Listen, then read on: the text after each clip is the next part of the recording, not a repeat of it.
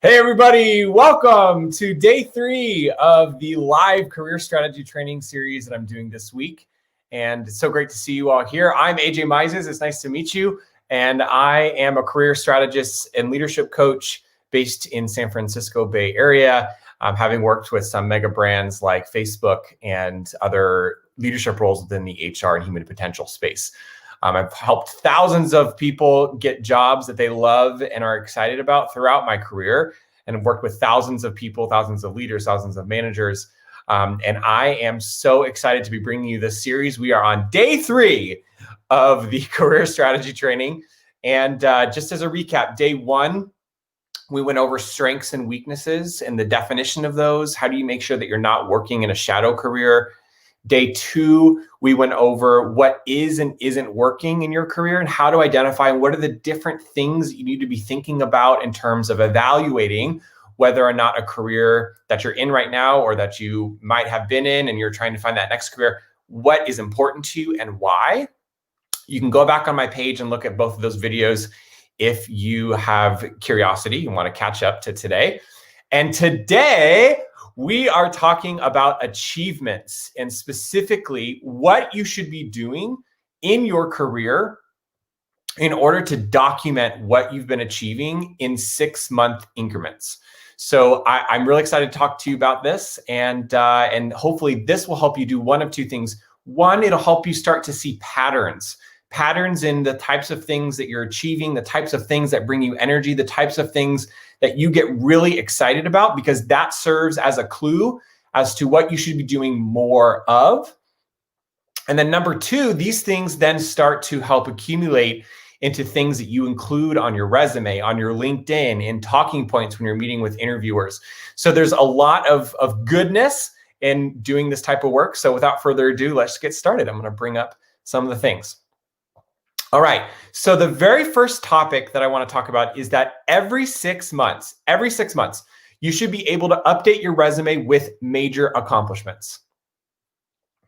That means that throughout your career, even if you're working right now, you should be documenting every 6 months what you've been accomplishing, and I'll tell you why. If within a 6-month period, you have not been able to put up a win on the board, or you haven't been able to recognize a major achievement in that 6 months, there might be something happening in your current role where you're stagnant. You may not be working in your strengths, so you don't have an accomplishment to report.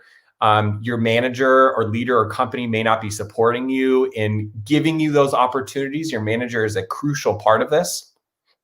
And so if you have not been able to document a major accomplishment in 6 months, you may need to start thinking about where you are, what role you're in, and how you might need to move forward to make that happen. Because once you start documenting these things every 6 months, those are things that you can start adding to your resume. And so if you're one of those people that says, I got them, awesome, that's great. It's a good time to update your resume. Just to make sure that it's there, you document it and you don't forget about it. And then if it's like, AJ, I don't really have anything, this is a time to really start thinking about where you are in your career, and are you progressing in a way that is advantageous to you and what you want in your career and what you aspire to do. So when you're talking about accomplishments, each accomplishment should have a measurable result. So I'll give you an example.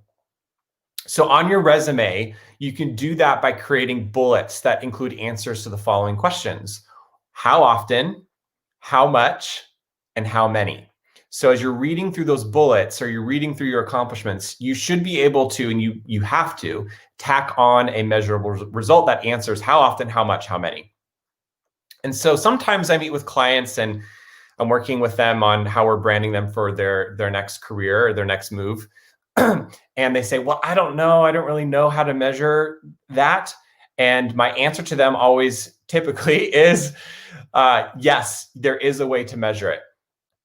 You just haven't thought about it yet. So here are the things that I tell people to quantify.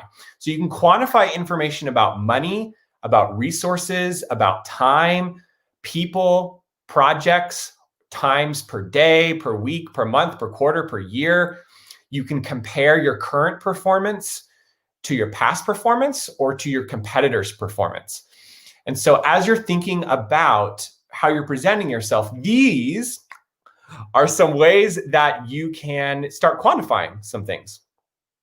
And so let's talk about some specific examples. So let's say that you introduced a new product. So as a marketing manager, you introduced a frozen food product line and took it to $28 million in sales in the first year, more than double management's projection. So do you see how that talks about comparing it to an expectation? You got a sales number in there, you got 1 year. So there's a couple of ways to talk about quantifying value.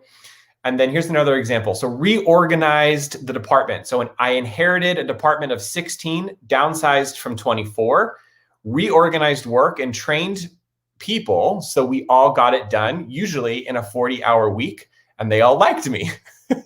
So that's another way that you could talk about value. And then here's another example. Maybe you rebuilt a company or you rebuilt a specific department.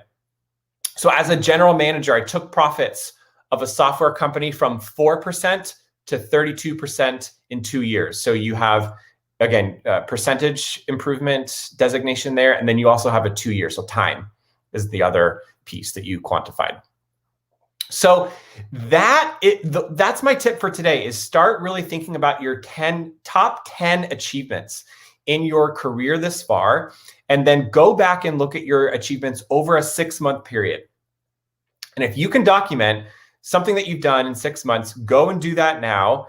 If you're not, then maybe it's time to start thinking about what you're doing next in your career, either internally within the company that you're at, or externally and looking at another opportunity where you might and hopefully get that experience and work with a leader in a company that supports you in making sure that that happens. All right, this is day 3. So we got 2 more days to go, Thursday and Friday. I want to wish everybody, for those of you here in the United States, a happy Veterans Day. Thank you so much for your service, to those of you who have served our country.